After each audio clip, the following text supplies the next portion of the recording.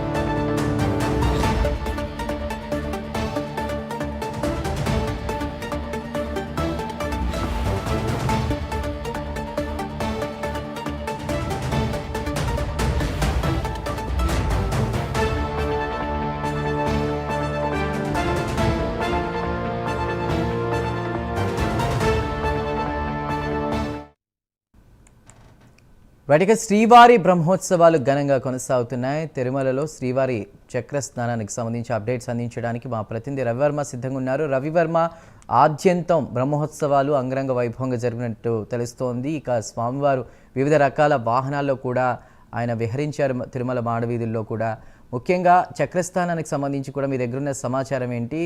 అటు తిరుమల అధికారులు కావచ్చు, భక్తులు పాల్గొన్నారు. ఆ ఏర్పాట్లు అవి ఎలా ఉన్నాయి?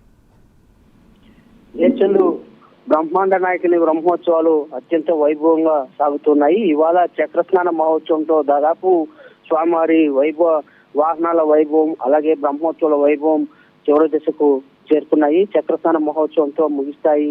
రాత్రి ధ్వజ అవరోహణంతో ఈ కార్యక్రమం బ్రహ్మోత్సవాల కార్యక్రమం ముగిస్తుందని చెప్పి కూడా తెలుస్తుంది.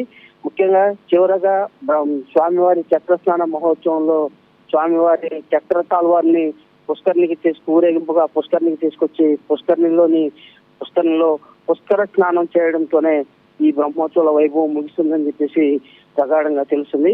అయితే ఈ క్రమంలోనే ఇవాళ పుష్కరిణిలో స్వామివారి పుష్కరిణిలో ఉత్సవాలు నిర్వహించే ఈ చక్రతాల్వార్ మహోత్సవాన్ని నిర్వహించేందుకు దాదాపు వేలాది మంది భక్తులు కూడా పుష్కరిణి చుట్టూ కొలువై ఉంటారు. ఈ నేపథ్యంలోనే చక్ర స్నానంలో ఆగమ శాస్త్రోక్తంగా చక్ర తాల్వార్ను నీళ్ళల్లో ముంచి ఎత్తినప్పుడు అదే టైంలో ఆ శుభలగ్నం నందే భక్తులందరూ కూడా పుణ్య స్నానాలు ఆచరించి స్వామివారిని కృపా కటాక్షాలు పొందడం ఆనవాయితీగా వస్తుంది. ఈ క్రమంలోనే ఇవాళ చక్రస్నాన మహోత్సవం కొద్ది క్షణాల క్రితమే చక్రస్నాన మహోత్సవం కూడా వైభవంగా జరిగింది.